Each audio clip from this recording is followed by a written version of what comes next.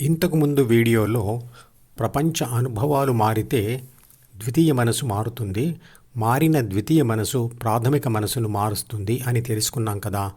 నేరుగా ప్రాథమిక మనసును సంపూర్ణంగా మార్చగలిగే పద్ధతి ఆధునిక విజ్ఞాన శాస్త్రంలో కూడా ఏమీ లేదు.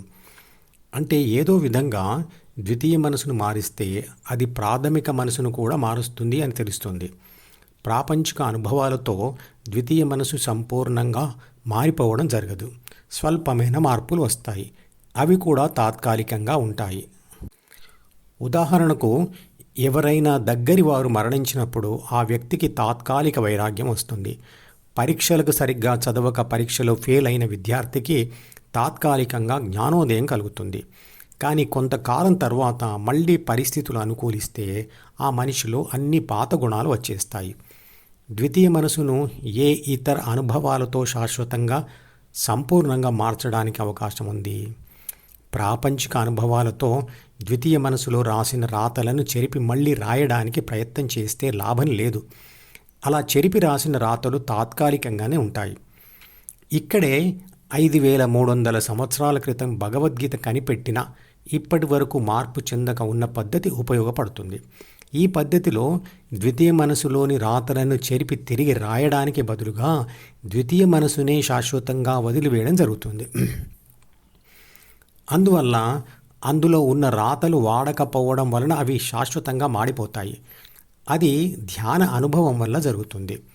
అంటే ధ్యాన అనుభవం ద్వారా ద్వితీయ మనసును మార్చడం కాక వదిలివేయడం జరుగుతుంది.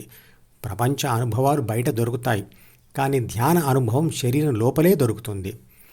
ద్వితీయ మనసును వదిలివేయడం ఎలా జరుగుతుంది? క్రమం తప్పకుండా ధ్యాన అనుభవం పొందుతున్న ప్రాపంచిక ఆత్మ అంటే ఏబీసీ దాని పట్ల ఆసక్తి పెంచుకుంటూ దానికి అలవాటు పడిపోతుంది. అంటే అది కూడా వ్యసనంగా మారుతుంది. ధ్యాన అనుభవం మీద ఆసక్తి పెరిగిన కొద్దీ జ్ఞాపకాల పుస్తకం డిలోని ఇతర ప్రాపంచిక కోరికల పట్ల ఆసక్తి తగ్గుతూ పోతుంది. అంటే ప్రపంచం పట్ల వైరాగ్యం పెరుగుతుంది.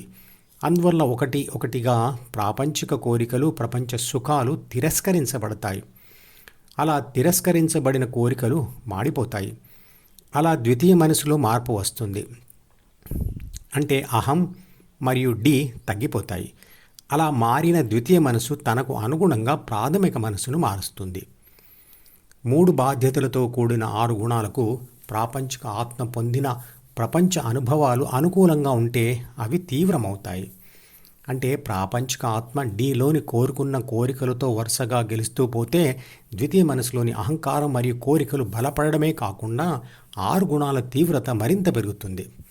అలా వరుస గెలుపులతో అహం పెరిగి మరికొన్ని గెలుపు అనుభవాల కోసం చేస్తున్న ప్రాపంచిక ఆత్మ ప్రయత్నాలకు ప్రపంచ వ్యతిరేకత పెరిగి ఎప్పుడో ఒకసారి ఓటమి ఎదురై ఏబీసీకి తీవ్రమైన విషాదం కలుగుతుంది. అప్పుడు ప్రాపంచిక ఆత్మకు ద్వితీయ మనసులోని అహంకారాన్ని మరియు జ్ఞాపకాల పుస్తకం డిలోని కోరికలను తగ్గించుకోవడం లేదా ప్రపంచంలో వాటిని ప్రదర్శించక దాచుకోవడం అనే 2 ఆప్షన్స్ అంటే మార్గాలు ఉంటాయి. అప్పుడు వాటిని తగ్గించే లేదా దాచే సమాచారం మరియు సూచనలు డిలో రాయబడతాయి. ఓటమి విషాదం ఎక్కువైనప్పుడు అహంకారం మరియు కోరికల తీవ్రతను తగ్గించాలి అని నిర్ణయం తీసుకున్నప్పుడు కొందరు ఇతర ప్రాపంచిక మార్గాలు వదిలి జరిగిన దానికి పశ్చాత్తాపపడి ఆధ్యాత్మిక మార్గం ఎంచుకొని గుడికి వెళ్ళడమో, పూజలు చేయడమో, హోమాలు చేయడమో, ప్రవచనాలు వినడమో చేసి అంతా సరి అయిపోయిందని అనుకుంటాం. కానీ మళ్ళీ పాత పరిస్థితులు ఎదురుపడగానే మళ్ళీ అదే అహంకార తీవ్రతను మరియు గుణ తీవ్రతను ప్రదర్శిస్తాడు మనిషి. ఇతర ప్రాపంచిక మార్గాల కంటే, బాహ్యంగా చేసే పూజా పద్ధతుల కంటే మంచి పద్ధతి ఒంటరిగా ఉంటూ తనలోకి తాను చూసుకునే ధ్యాన పద్ధతి అని ఈ ఆధునిక మానవుడికి తెలియదు. ప్రాపంచిక ఆత్మ అలవాటైన పాత గుణాలతో వచ్చిన ద్వితీయ మనసులోని కోరికలకు మరియు మార్చుకోవాలనుకుంటున్న కొత్త కోరికకు మధ్య తిరుగుతూ ఘర్షణ అనుభవిస్తుంది. మధ్య మార్గంగా తన కోరికలను మరియు అలవాట్లను ప్రపంచానికి చూపించకుండా దాచుకొని మంచివాడుగా నటించే మోసపూరిత పద్ధతికి అలవాటు పడిపోతుంది. అంటే చెడును మార్చుకోవడం జరగనప్పుడు చెడును దాచుకోవడం మొదలవుతుంది. అది బయటపడకుండా ఉండడానికి తీసుకునే అతి జాగ్రత్త మానసిక ఒత్తిడిని ఆదుర్దాన్ని పెంచుతుంది. 6 గుణాలలో ఒకటైన క్రోధం అంటే కోపం మనకు రావద్దు అనుకుంటూనే ఎన్నోసార్లు కోపానికి వచ్చాం. దాచుకోవడంలో కూడా ఓడిపోయాం కదా. తన కోపమే తన శత్రువు అని పద్యం యొక్క యూట్యూబ్ లింక్ను ఈ వీడియో డిస్క్రిప్షన్లో ఉంచుతున్నాను, వినండి. సరి అయిన పద్ధతిలో చేసే ధ్యానంలో కూడా ఈ ఘర్షణ ఉంటుంది. ప్రాపంచిక ఆత్మ ఏబీసీ, జ్ఞాపకాల పుస్తకం డిలో ఉండే ధ్యానం చెయ్యాలనే కోరిక జిను పట్టుకున్నప్పుడు అదే సమయంలో ఏబీసీకి అలవాటైన అందులోనే ఉండే ఇతర కోరికల మీద దృష్టి పడి వాటిని పట్టుకుంటుంది. ప్రాపంచిక ఆత్మ వాటితో యుద్ధం చేసి మళ్ళీ వాటి నుంచి విడిపించుకొని ధ్యాన కోరికను పట్టుకోవాల్సి వస్తుంది.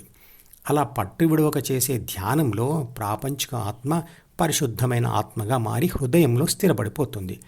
అప్పుడు అది తనను తాను విశ్వశక్తిగా గుర్తిస్తుంది. అప్పుడే శాశ్వత శాంతి, ఆనందాలను పొందుతుంది. మధుపదం యూట్యూబ్ ఛానల్లోని ప్రతి వీడియోకి ఒక నెంబర్ ఇవ్వబడింది.